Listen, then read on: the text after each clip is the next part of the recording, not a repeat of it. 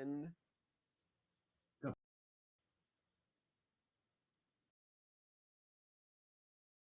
buddy. It's great to be live with you here on AFC Northerners. So we are going to be discussing today the Myles Garrett trade, all the other fun things, our upcoming schedules, etc. So, but first, I want to go around the room and give everybody a chance to shout out. So, starting in Browns land. I'm Dave Green, Browns guy, DGBG. Sticking in Ohio, let's go to Cincinnati. Hi, I'm Robert Gresses. I like the Bengals. You could call me RGBG. I love that, actually. RGBG. That's hilarious. DGBG, RGBG. All right. And then, of course, Pittsburgh Steelers. What's going on? Awesome. And then me, I'm Jan David Sutar. I am your host for the Ravens portion of this. So yeah, great to have you guys. Your head trying to figure out what which would be GBSG. Yeah, you got two G's as well. I do. It's just the order's different. Yeah, Jan David is the problem here. Yeah, no, I am. The Ravens guy. What do you expect? Yeah. I'm always the problem. It is my lot in life. So yeah, awesome guys. Okay, so some really fun some trades that have happened. Really interesting things, especially around Myles Garrett. So I know that we're gonna get into this. So if anybody wants to open up a cold one and crack open, let's dig into the AFC North, starting with what's happening in Browns land. DGBG, how you feeling about this trade, my man? So yeah, you should have flipped them last year. I think though, flipping them this year, we got a hell of a deal, and I think we fleeced. Well, I don't want to say fleeced. I think it was a fair trade for both sides. We got younger. We lost cap space. We gained valuable draft picks. And the Rams, they got a stud that should help put them over the top. You know. I have a question on that, DGBG. Yeah. Versus Young, this is what? This is his third season? Third season. Okay. I mean, how close is the Browns defensive scheme to the Rams? So like how quickly do you think he's going to acclimate? How much of an impact do you think he's going to have early on this season? You really think so? You think impact. Yeah. Do you think he's going to have that big of an impact that quickly? Myles, I don't want to say one-dimensional, but very one-dimensional. He doesn't drop back. Go to the that's wild hearing you say that, because like everybody else says he's the best player in football right now. Like every pundit is sitting there saying he is the best player in football, but you're saying that he's one-dimensional. Let's go back to all the comparisons. The pundits are saying he's the best player in football. Like the pundits are specifically saying that Myles Garrett is the best player in the NFL. Would you take TJ Watt 2 years ago or Myles Garrett 2 years ago? Because this was the big comparison between Steeler fans and Browns fans. That's TJ Watt or Myles Garrett. 2 years ago, because I'm a Steelers fan, I would have taken TJ Watt, and the stat said TJ is better. But I'm specifically saying I have heard pundit after pundit say that Myles Garrett is the best player in the NFL. That's why. And then you're saying that he's one-dimensional. That's my question on that. Why would TJ Watt be better than Myles Garrett if Myles Garrett is supposedly the best player in football? I literally just said 2 seasons ago I would take TJ Watt because of the stats, because of what the stats showed. He had more sacks. He had more. He had a better interception percentage. He had a better forced fumble recovery. Okay. I'm not trashing Myles Garrett at all. I'm simply saying you're saying Myles Garrett is one-dimensional, which confuses me because all the pundits right now are saying that Myles Garrett is the best player in football. How many interceptions did Myles Garrett have? I don't have those numbers in front of me right now. Right? 2. Or 0. Over No, the 0. career. 0. Over his career. If you look at his numbers, he is an elite sack artist. But Yeah. Myles doesn't drop back in pass coverage. Is he supposed to? Well, no. His one job was to get to the quarterback. So then why is everybody, so then my question is, why is everybody up Myles Garrett's ass saying that he's the best player in football right now? He's the best sack artist in football. But I think not what they're saying. on a right team that has shut down corners, has linebackers that can play the tight end over the middle, Myles Garrett, along with somebody else on that defensive line, really can wreak damage and can cause the quarterback to think, release earlier than necessary, that sort of stuff. If you don't have those pieces in place, Myles Garrett is Myles Garrett. I mean, he's going to get to the quarterback. We've seen what he did last year with us, right? But I would rather have a guy like Verse, who's multifaceted, over a guy who's going to kill us financially. You know, not that Deshaun Watson hasn't done that, but can only get at the quarterback. How many wins did we get by having a guy who set the all-time sack record for a season? How many wins? 5? If he's the best, You can't just put that on him though. Shouldn't the defense be elevated to a different level than what the defense was already at? Wait, am I reading this right? Did Myles Garrett have 23 sacks last year? He had 24 because or was it 20? 23. Oh, it was 20. Oh, because that's right. The record was 22 and a half. And Jared Verse got 7.5. Yeah. And Verse also last year had, just looking at the stats on them between the two. So total tackles, 60 for Garrett, 58 for Verse. Solo tackles, 43 for Garrett, 35 for Verse. Pressures, 84 for Garrett, maybe 60 for Verse. Forced fumbles, 3 for both. Accolades, 1 was DPOY and Pro Bowl and first team All Pro. That's Garrett. Verse is just a Pro Bowler. And they both played 17 games. in year 2, he had that. But my whole point is, what makes you think going from the Rams to a completely different and new defensive style is going to jump versus numbers? Just because he looks like he's a transcendent talent right now, go moving from one scheme to another, that shit takes time to learn, time to get into. Like, it's so my question, that was my original question. Like, how close is the Rams defense to the Browns defense that makes you think that Verse is going to be able to come from one scheme to the next scheme in order to make such an impact right away? Because if you look at the way that the offenses in the AFC North have upgraded on all 3 teams, you know, like, that's my question about it, is what makes you so sure that he's going to be a day one contributor? Be a day one contributor. The guy was a starter in Los Angeles, wasn't he? Why wouldn't he be a starter in Cleveland? Being a starter, I'm saying what makes you so sure he's going to be as successful in his first year with the Browns as he was with the Rams? That's my question. So you Because again, about, like, going from a different, are you thinking about like how he fits in scheme wise, like, or I said, how close is the Rams scheme, defensive scheme, to the Browns defensive scheme? That I couldn't tell you, because we've got a new defensive coordinator, a new head coach. The you know, in these OTAs and stuff, they don't really show a whole heck of a lot. It's a lot of highlights of what this guy does and that guy does.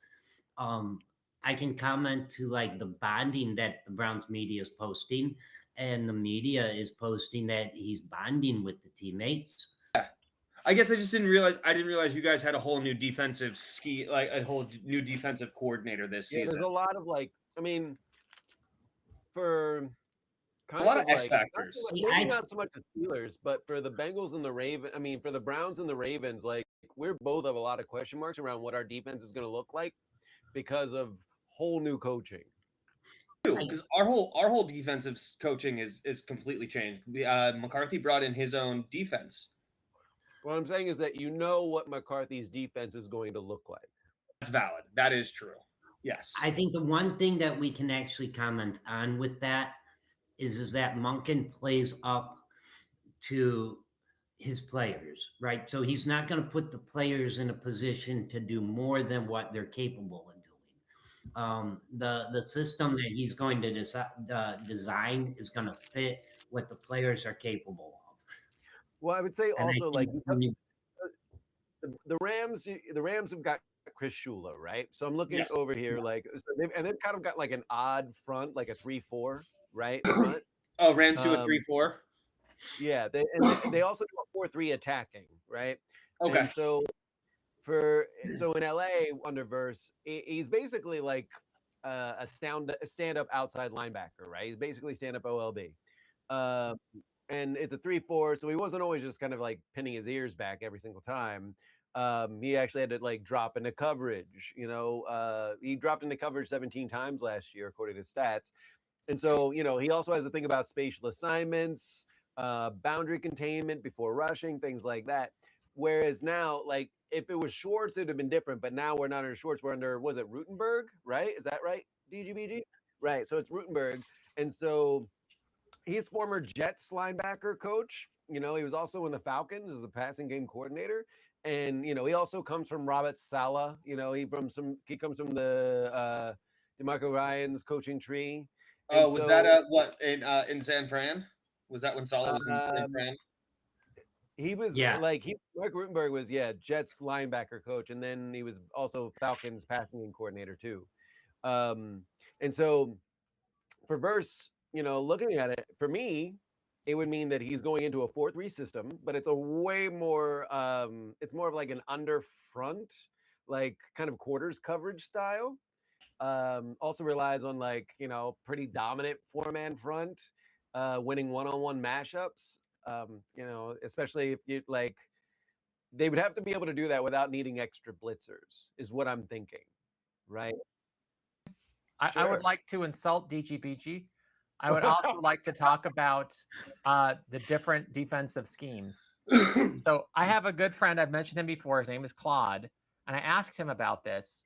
And he said that the Rams under Shula are still recognizably Fangio descended via the Staley Morris lineage, light boxes, heavy 2-high rotation, and the highest dime package rate in the NFL last season. The Browns are the opposite inheritance. Monken said at his introductory news conference that he does not anticipate changing Cleveland's defensive scheme, which means preserving the Schwartz template. Monken was explicit that Rutenberg was hired as a near match rather than a change agent.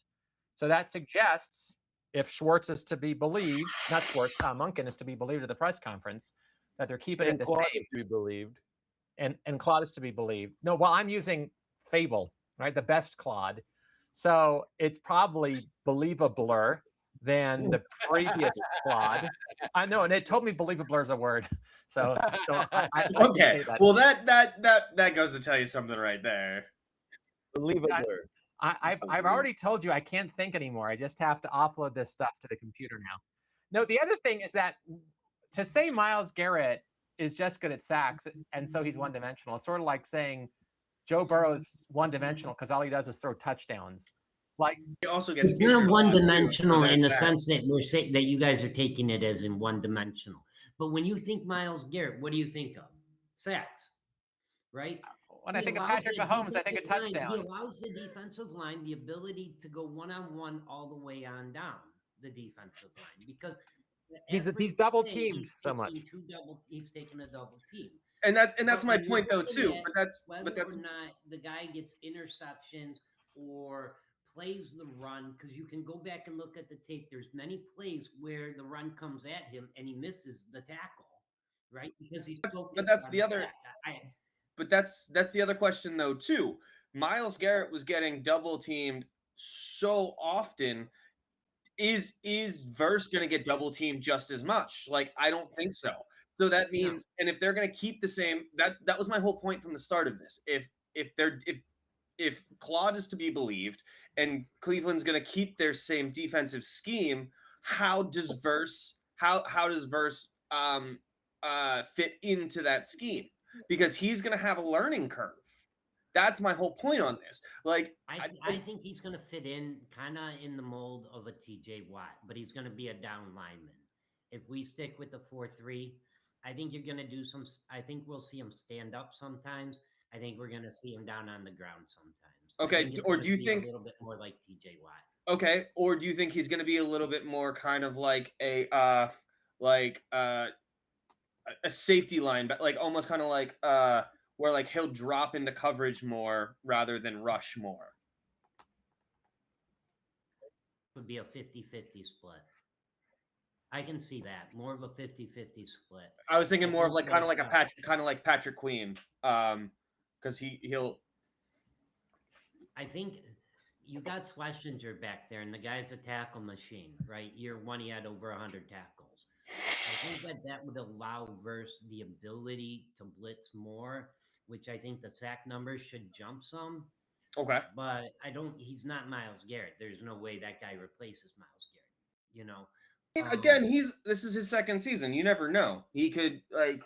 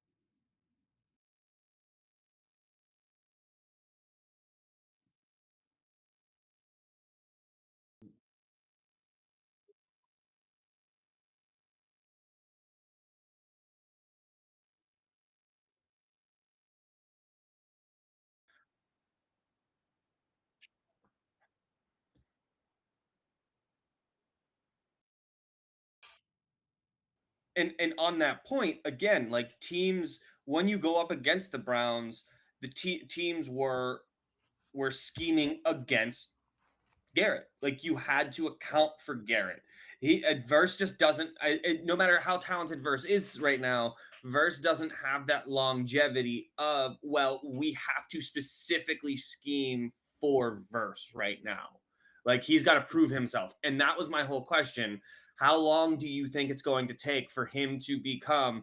Because then does it along those lines where like yes, the defense has to scheme for him?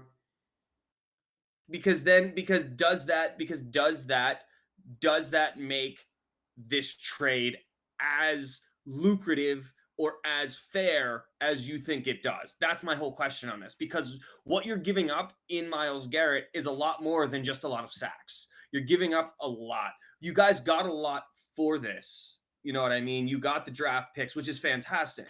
My question is, and that in itself is a huge win, but for the next 2-3 seasons, how much does Verse move the needle for you guys? And how much? Yes.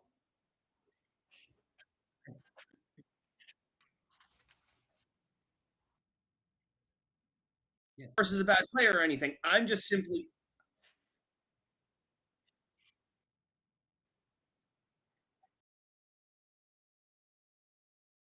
This isn't even anti-Browns. This is more judging the trade itself in general.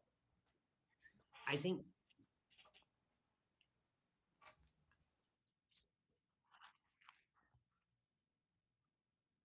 Yes, he can.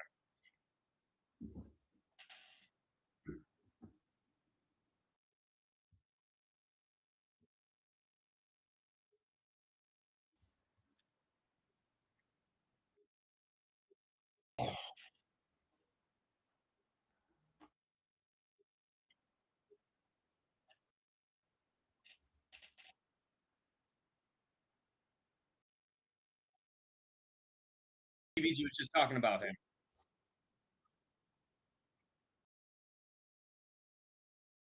We've got the last 2 defensive rookies of the year on that defense. The average age of our team is under 25 years old.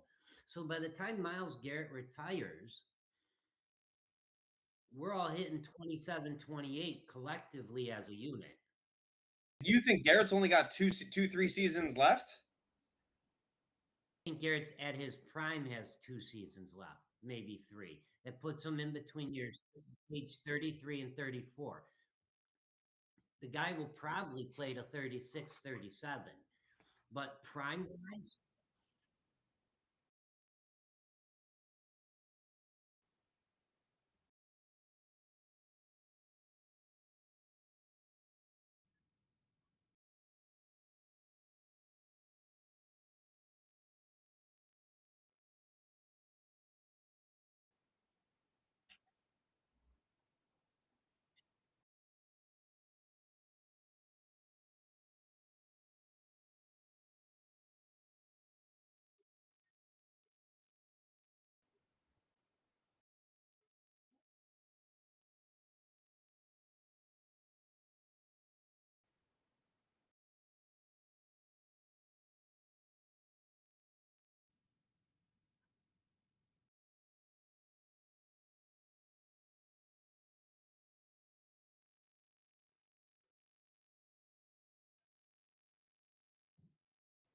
Well,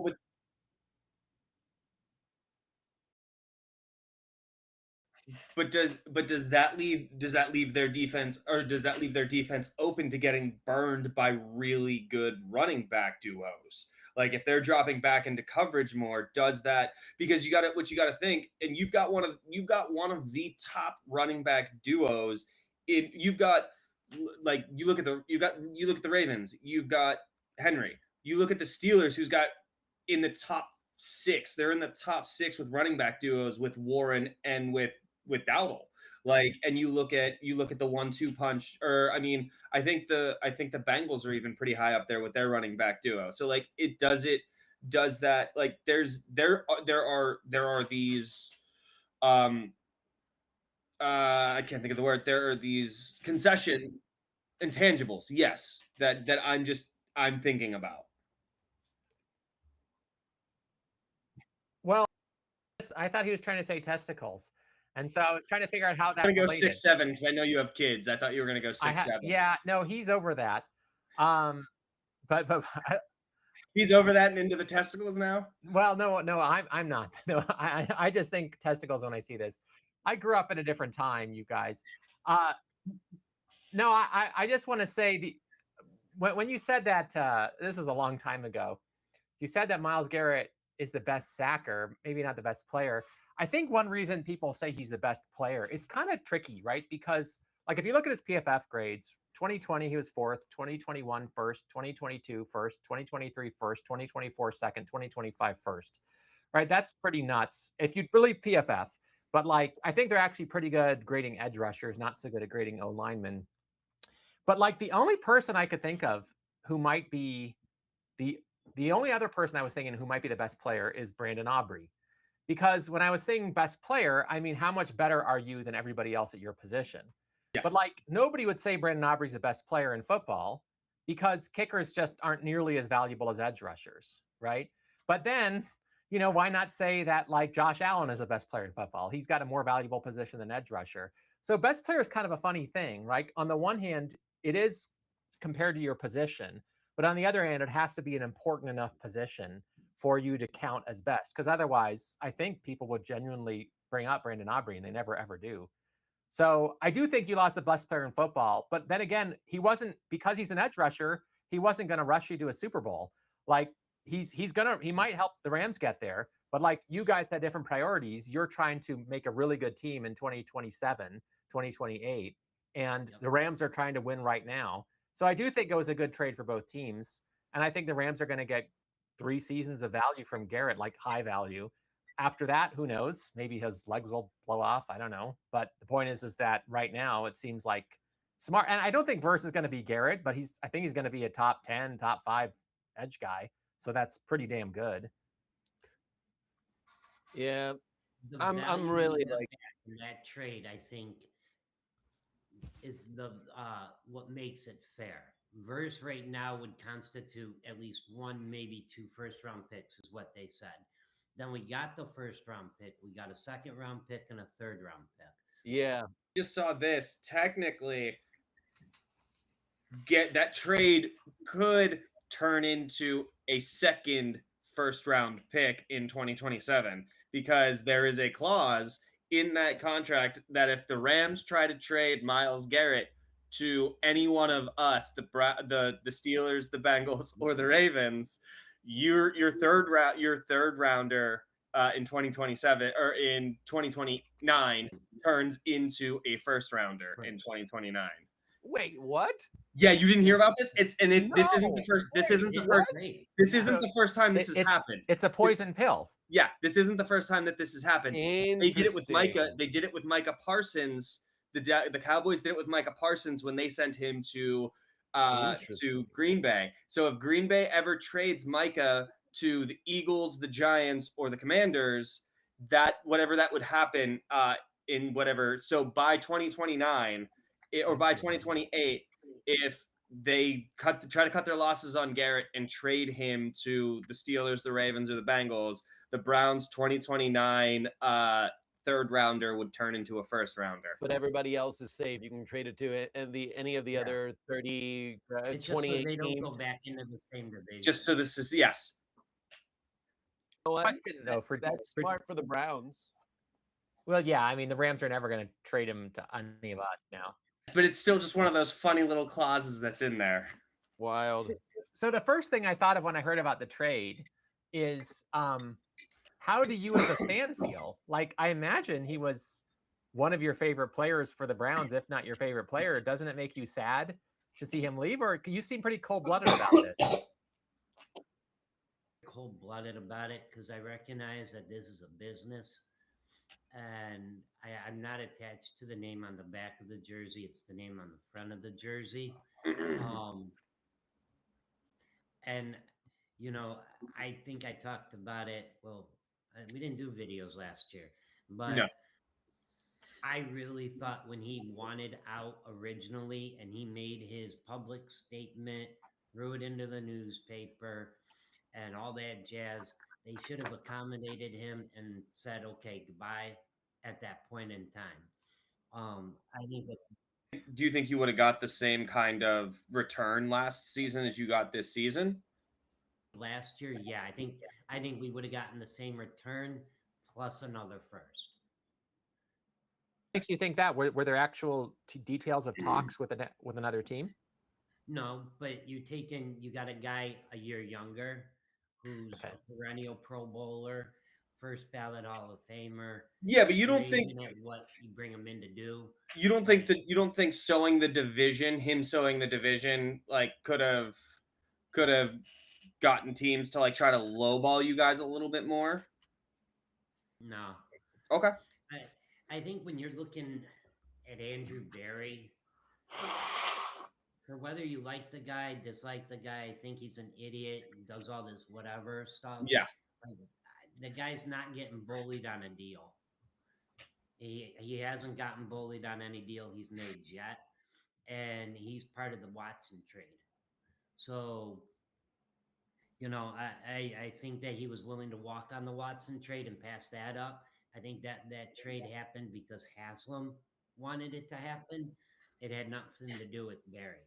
And I think that Berry kept his job this year because he had a hell of a draft last year and because Haslam recognized that, hey, look, as the owner, he made the call on the Watson deal. That wasn't Berry's call. Well, before we move on, I actually have one more question in the Browns world. Because this doesn't seem, I don't know, I don't see a lot of coverage on it, but like you guys giving KC Concepcion a rookie $20 million contract. Yeah. What the fuck? Like that doesn't happen. Wow. I completely forgot about 4-year deal, guaranteed deal, baby. Why? Yeah. Anything. I know. No, you don't learn, bud. No, I know we don't learn, but you You have no decision-making power. You're not responsible. Like, can't you say, what are you doing? Or you were in on this. I think, okay, when you guarantee a deal, now you know exactly what you're working with 2 years down the road, 3 years down the road as salary cap operates. Right? But still, that's salary. Like, that's 20 million that could go to somebody else. Like, what? Like, the just it doesn't make sense It's to going me. to come up. I knew this was going to come up. Okay. So, cap space. Let's talk about the cap space. Yes. For us, we have 16 million available in cap space. Baltimore has 17 million. Cincinnati has 16 million. And Pittsburgh, you guys got 3 million available the remainder of the year in cap space. I think making the trade with Myles facilitated the ability to give Concepcion the guaranteed money, along with the Batonio retirement. But no. My question is, what's the reasoning behind giving an unproven rookie, when you picked up 2 wide receivers in the draft, 20 million guaranteed? Even the guy.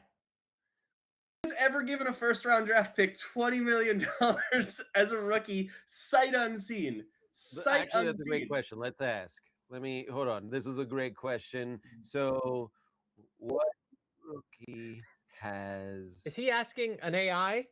I thought. No, I I'm was the only one who asking did that. DuckDuckGo. Oh, Yeah. the worst search DuckDuckGo, engine in existence. for when you want to hide the shit I you're love doing. DuckDuckGo personally. I think that it gives me much more interesting results than what a Google does, and less ads. No, that's not what I wanted, but at least Let's not nobody get knows. sidetracked. Well, no, okay. Do you know us? We only ever get sidetracked. Wait, I had another question for DGBG. How would you feel if Watson played pretty well this year as a quarterback?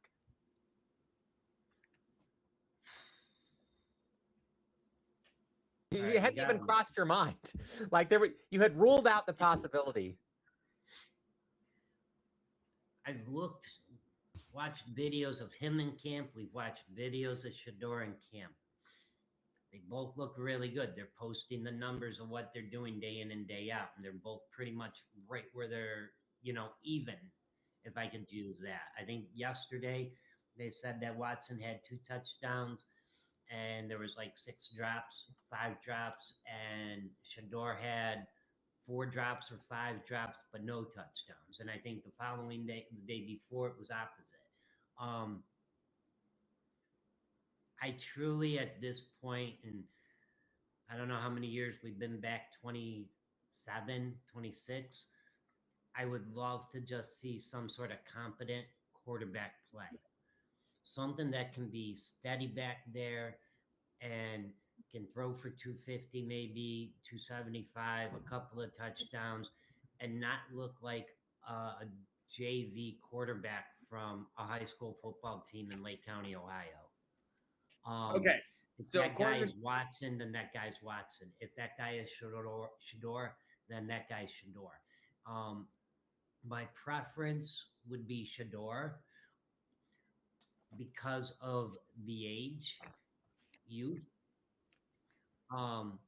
Watson, we gave up a bucket load for the guy and then some. And I would like to see something. Like, in all honesty, this is Watson's last shot at it. Like, if he flops here, what team's going to touch him? If he finishes as the 15th best quarterback in the NFL, would you re-sign him?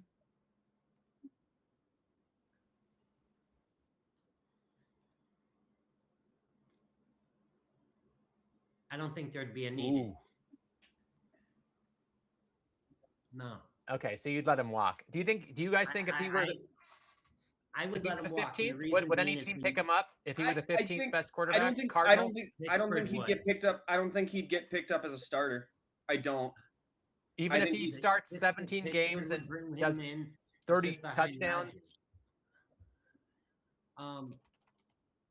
As a hot seat for a quarterback that needs to if there's a quarterback that's like in trouble and possibly like to light a fire, I think he's brought in to light a fire underneath.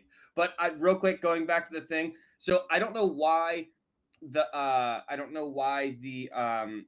Casey Concepcion got such a big article and everything, because apparently any top 15 to 18 pick in the first round gets 20 plus million guaranteed for 4-year guarantee. So which is and so I don't know why they're making such a big deal about now the I Casey. feel like an idiot. Yeah, I do too.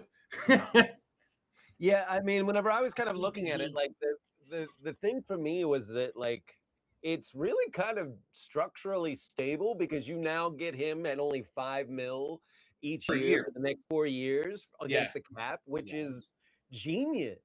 Well, goes yeah, It back is. to that's what the I was saying, 2011 exactly CPA. what you got going year in and year out for the Yeah. next couple of years as far as this I guy's mean, contract. what does a veteran wide receiver get now? Like 30 mil? Year. T got 30 million. Yeah. I think when you're talking about Concepcion and maybe why there was such a big deal about it was first reason, he was the last guy to sign with us.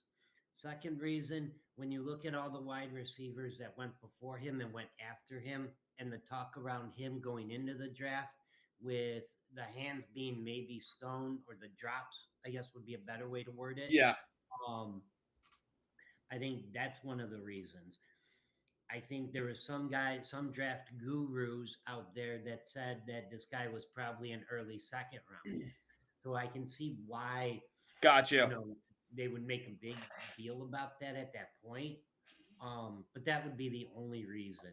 So I didn't realize that happened that was 2011. 2011 is when rookies started getting guaranteed contracts. Well, the pushing down the financial pressure, but we're going to talk about just the Browns for the remainder of the show, right? I do want to make one more plug here. All right. Okay. You're plugging something. I got something to plug as well. Yesterday, Joe Petonio retired. Oh, yes. Left guard. He played 12 seasons with us. Yeah, I just saw that. He had 6,481 straight snaps played. He started straight 102 games. He finished his career with 178 games played. He was a 7-time Pro Bowler, 5-time All-Pro, and 2-time first team. And in 4 years, he's cat and bound. He's a first ballot Hall of Famer. Well, congratulations to Mr. Petonio. All right, Rob, what do you want to plug? Oh, I was going to plug it at the end. I have a book coming out, my second book. Oh, shit. Yeah. It's coming out tomorrow from Amazon. Here, I'm gonna bring up a picture of it. Is it called "I Hate the Steelers" and why they can take up so much space in my brain? It's funny you mentioned that. I think I'm not positive about this, but I think so. My third book is coming out like at the end of August, but the fourth book might be somewhat about the Steelers, and I'll tell you guys offline. But here it is, The Most Awkward Man on This Boat by Robert Gresses. You can get it on Amazon, and it's only $3 on Kindle, $8 in paperback. Anyway, there you go, a plug. I never plugged anything before in public. What's it about? Oh, I took a 5-day cruise from Los Angeles to Ensenada with my mother-in-law, and hijinks ensued. Do you want me to get more specific?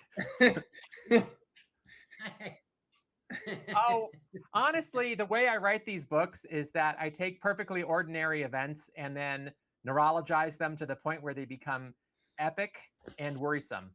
So honestly, I went to an escape room. A guy tried to upsell me on some stuff, even though we'd already bought it. There is a Steelers joke in there too.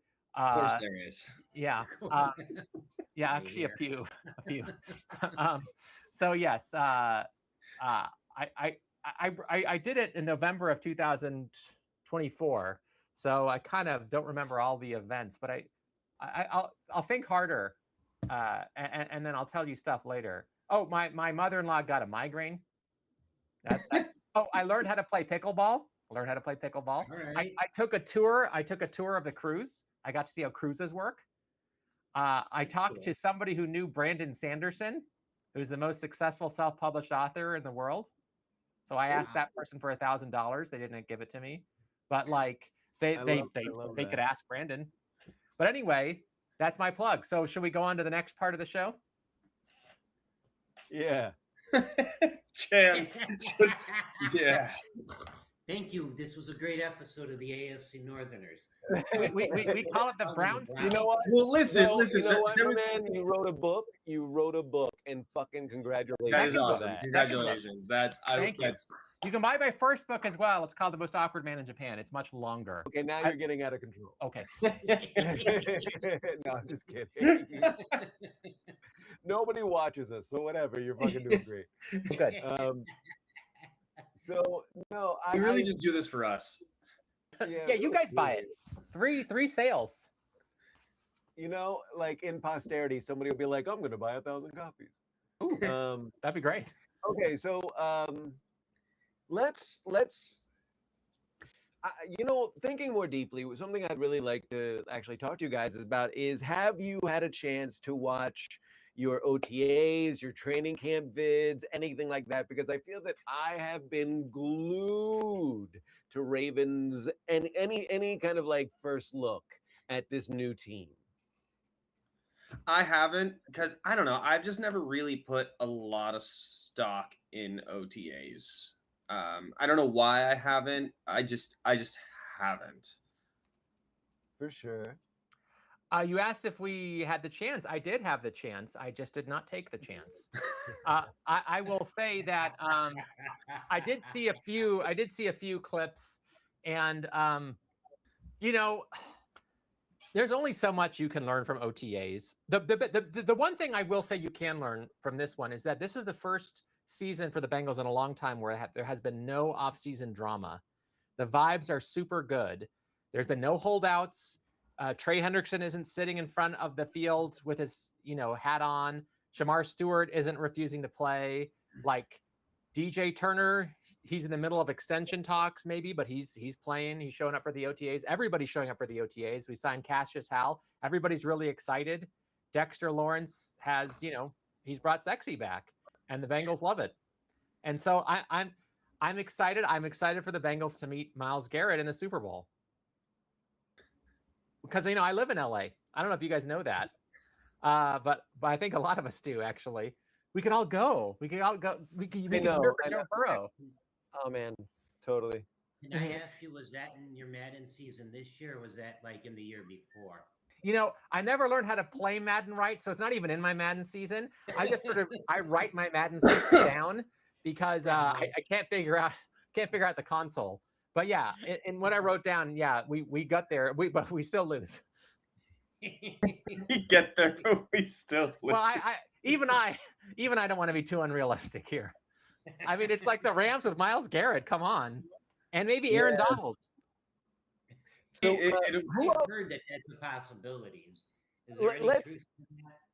So, whenever we come back to that, remind me that I want to let's talk about what we know about schedule too. Oh yes, I'm mad at the schedule makers because we have a good schedule. I think it's considered the third easiest by Vegas odds.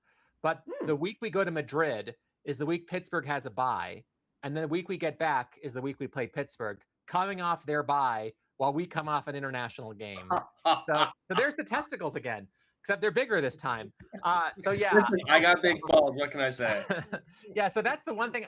I feel like I'm confident we'll be the best team in the AFC North this year, but I really don't like losing to the Steelers in the year I'm imagining we're going to be the best team in the AFC North. But that's just, What I was going to say, sorry, was that I have gone back and due to the grace of the internet, I've gone back and watched every single Ravens game from last year in a condensed form. Really? And yes, every single one. You sicko. I am. It's how I get through my day.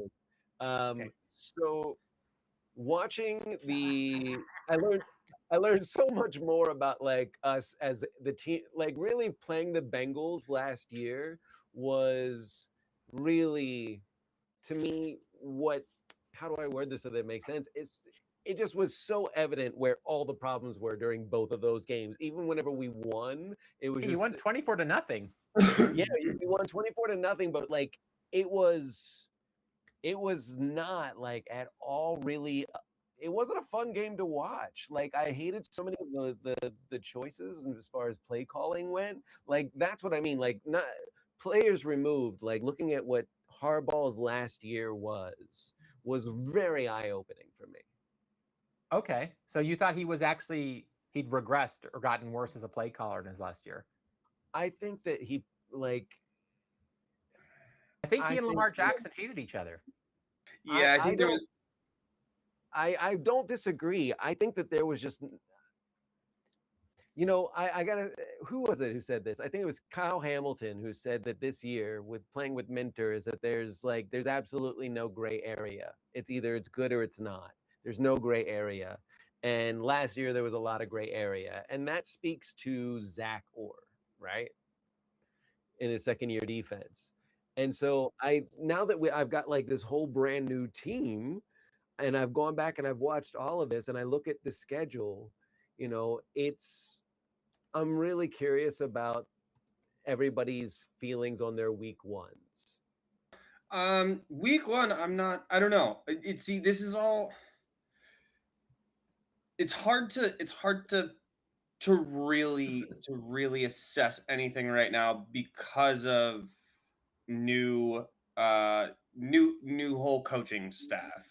But I think our week one against Atlanta is absolutely winnable with Rodgers and with adding the pieces that we've added. And I have watched some stuff of Jeremy for the new wide receiver, and he's fast. He looks good. So I think it's absolutely possible because our home opener is the first game. So I think how are you feeling about that coaching matchup? I mean, what do you mean? You mean McCarthy? He's tenured. He's tenured. That's why I think if we had a newer coach, it'd be iffier. But I think at home, and again, McCarthy's a Pittsburgh guy. McCarthy's home. He's Pittsburgh. Because your week one is the Falcons, right? Yeah, that's why I'm saying I think it's winnable at home against the Falcons. I absolutely think it's winnable. I think our first. I'm more concerned about the second half because we have our bye week is smack dab in the middle. Because I think I agree with Rob. I think the Cincinnati game is absolutely winnable, coming off of a bye week and them coming back from Spain, and then you've got Philly, Denver, Houston, Jacksonville, Baltimore, and even Carolina's not a slouch anymore. So there's a slog in the back half. I'm angry at the fucking NFL because for the last like 3 seasons, the back half of our season has been like fucking slogs. Yeah. Let me bring up, I've got it up in the browser. If you look at the stream, I've got up the about KC Concepcion, but I want to talk about ease of schedule for the AFC North for 2026. And I think the Browns actually have the easiest schedule. Right? Is it the Browns or the Lions? No, he's just talking about out of the North. Yeah, I think the Browns have they've got the ease of schedule. If they've got Browns are 32nd in the league, Bengals are 30th, Ravens are 24th, and Steelers are 19th. Yeah. So the Browns 24th? And Bengals are 30th. Ravens are 24th. Yeah. I forgot you guys were second last year. Okay. Yeah. Yeah. Well,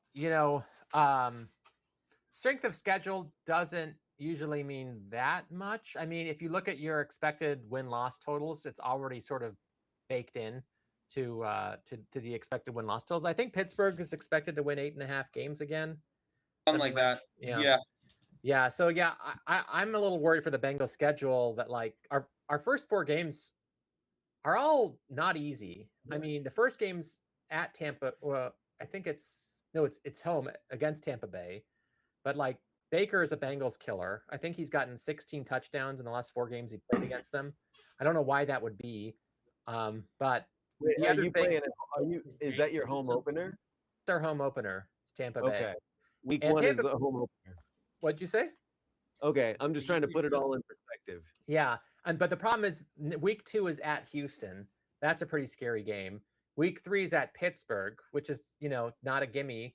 Week 4 is Jacksonville, which is also tough. It's at home, and then week 5 is Miami. So like, And then you guys have your bye. So you And have then we an have a bye. early ass bye. yeah, it's a super early bye, which I don't love.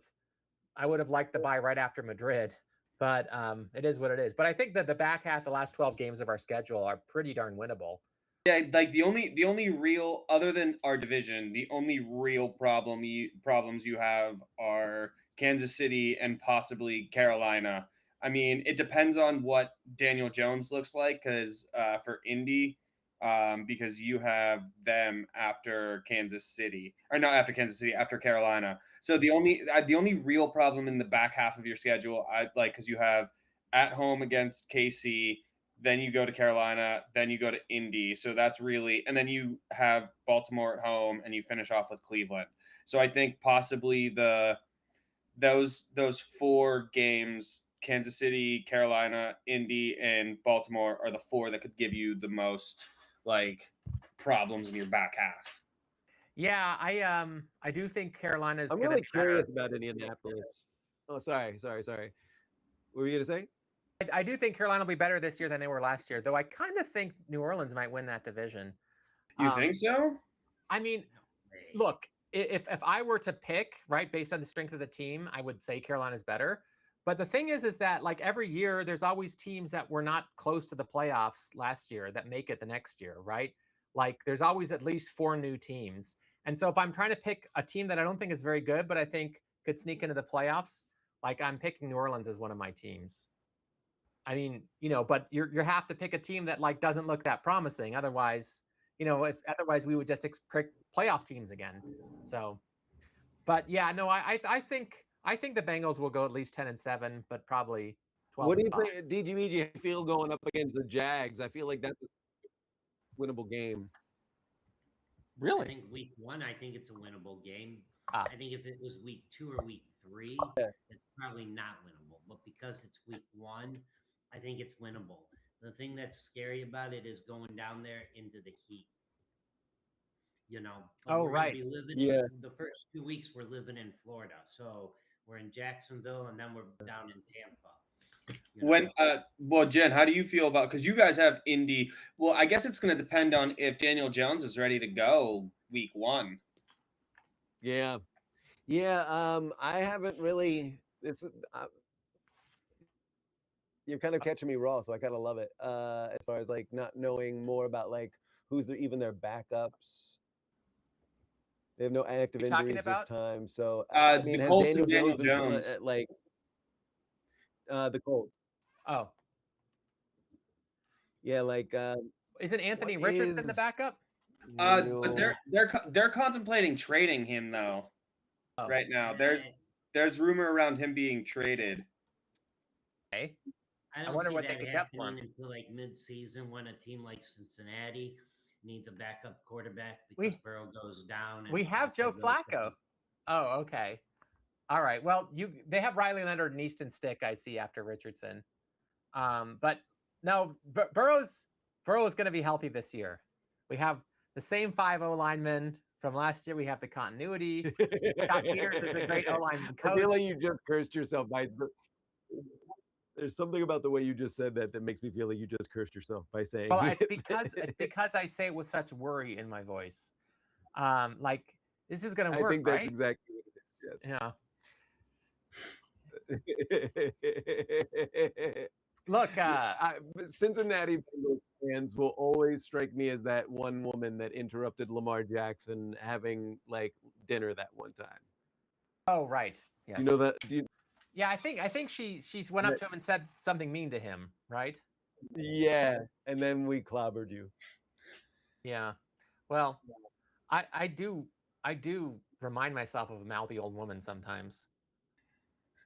Oh my God. Okay, so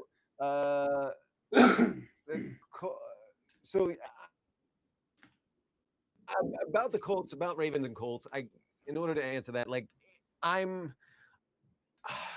Okay. All right. Well, if Jesse Daniel Minter's Jones is defense if versus Daniel Jones is healthy Daniel and ready to Jones go. and the Colts. Let's really like think about it that way, right?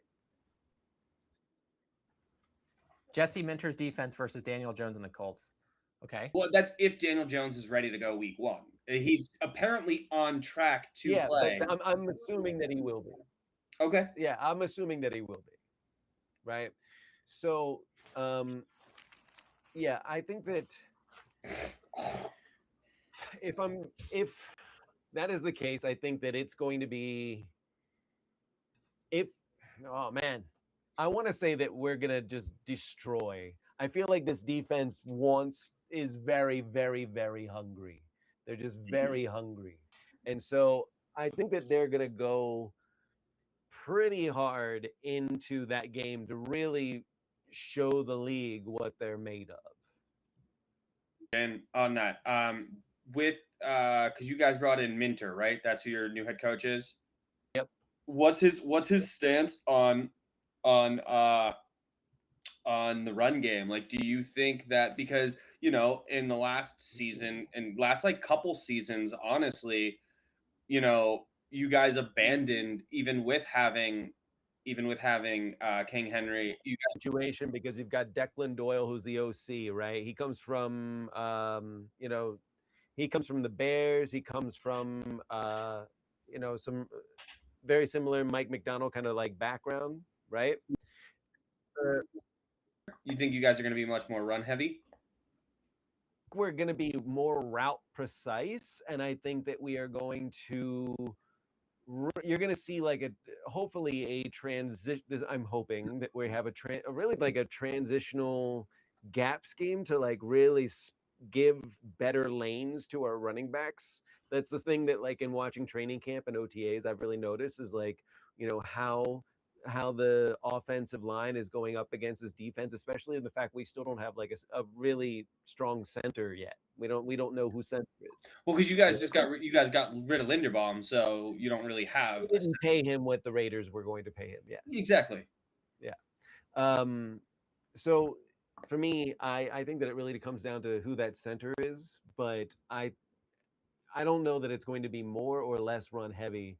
What I know of like Declan Doyle's offensive schemes is that it is a mix that frustrates defenses.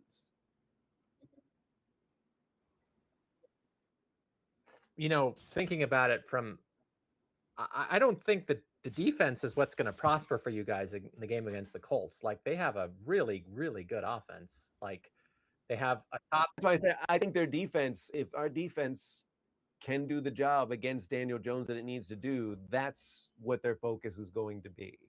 The offense, I think that you've got a veteran in Lamar now. Declan Doyle is bringing in what I do seem to see is like much more precise route running, much more precise. I'm seeing a lot of interesting drills about stopping on dimes, moving in certain ways, like crisper routes. Also, like I see like a lot more focus on contested catches with this offense than I have in offenses past. How tall are your wide receivers? Well, now they're fucking tall as shit. Oh, really? How tall is Zay Flowers? Zay Flowers is short. Okay. He's, shorter. He's like 5'9", 5'10". But with Lane, who just came in, he's tall and his hands are massive. His hands are huge. And then you've got Surratt, same thing, same build, but what a crisp route runner. And he doesn't mind contested catches. I'm seeing a lot of like rookie. He's the rookie, yeah. From Indiana. Yep. And then you've got Bateman, who just can stop on a dime and just has like a great reach. I think that he could stand to have more pressure in contested catches. Like he has had the ball broken up for him, but not in the same degree as Derrick Henry, like lost so many balls in the last 2 seasons due to like punch outs and things like that. Last 2 seasons, yeah. Like last season, I remember him fumbling a lot. Are you talking about that kind of? Yeah, he's talking about punch outs. He's had the ball punched out. Yeah, he was punched out. He lost a lot of balls in 2024. Yeah. Oh yeah. didn't know At the that. end too, it was brutal. Oh, okay. It was brutal at the end.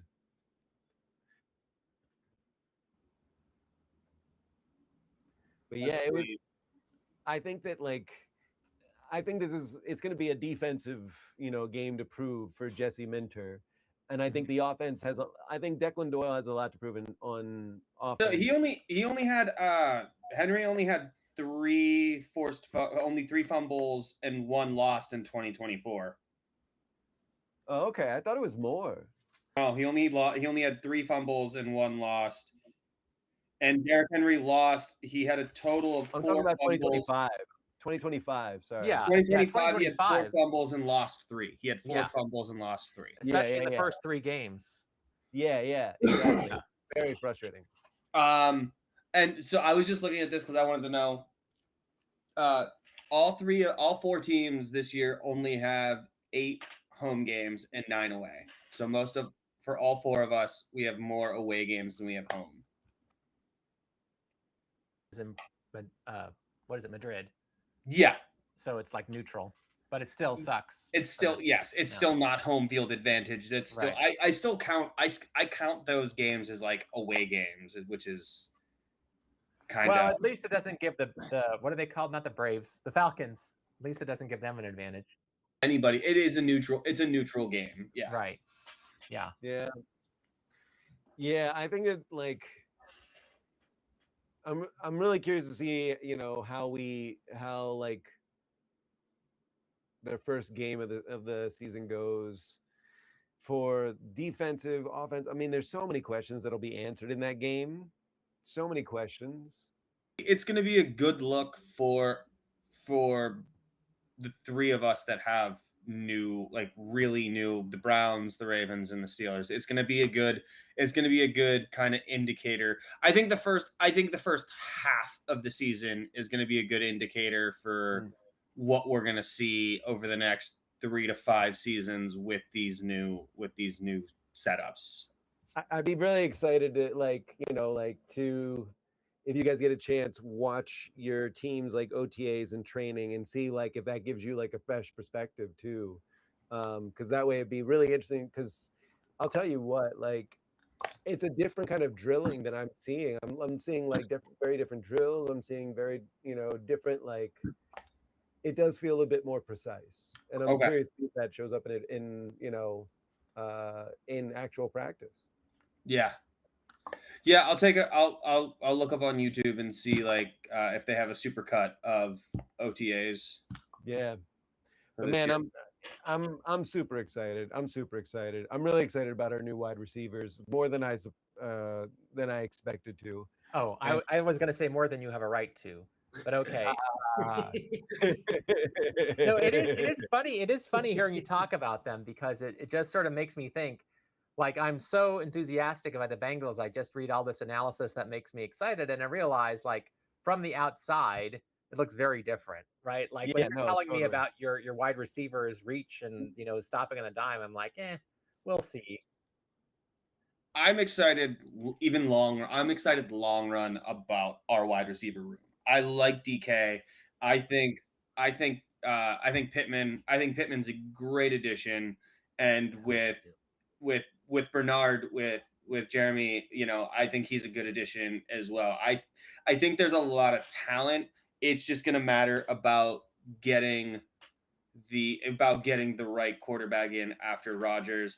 And what I hate right now is all the fucking speculation. I don't want Mason Rudolph anymore.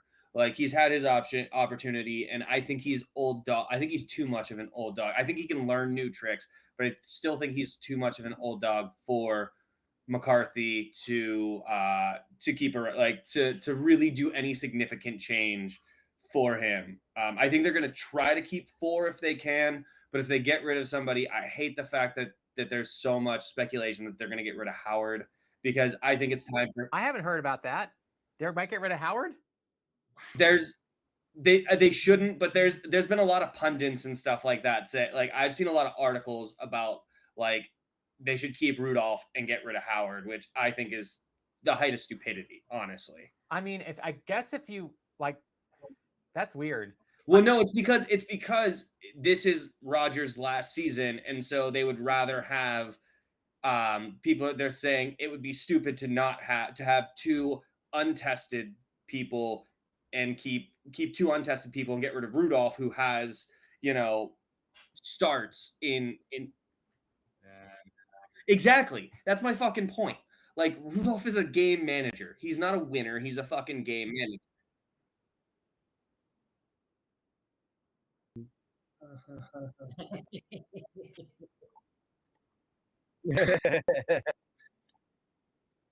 But here's the thing. I think we haven't seen what Howard can do. We have not seen what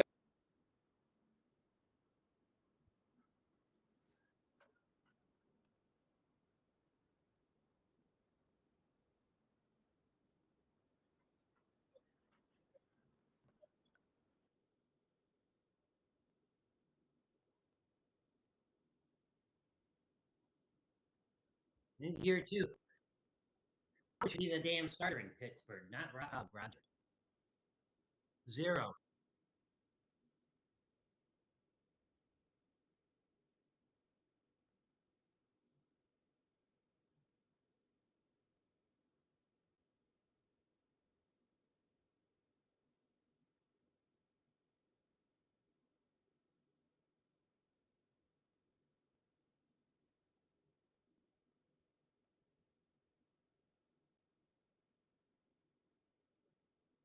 Yeah.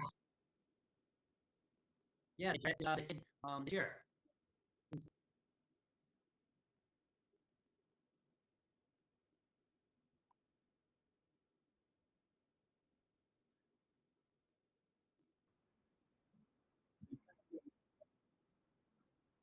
I don't think we should say it. Baltimore. Baltimore.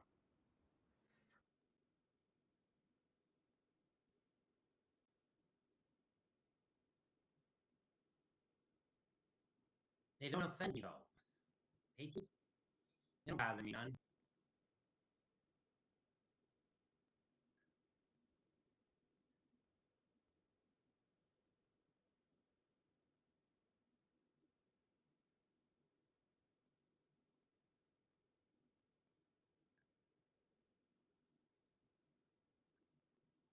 Oh my god.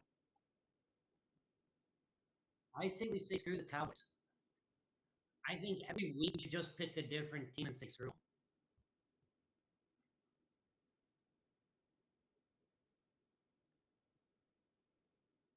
Pittsburgh. Rotate.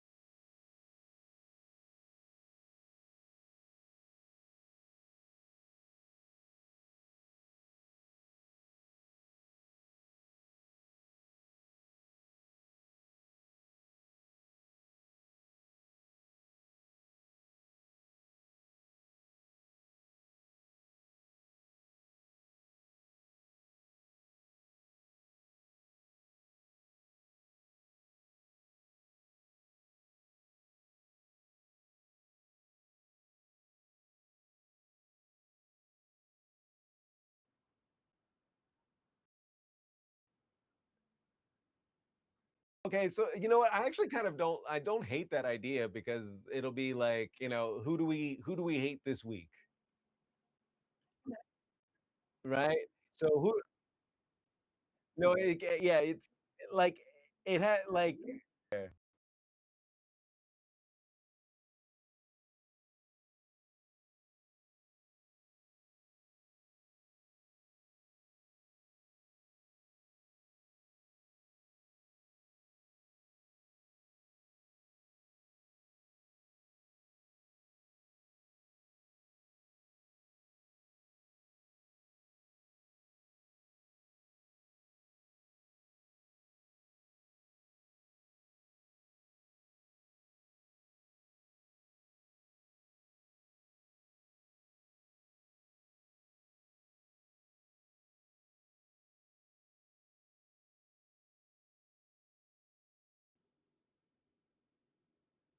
They're massages. That's all they are.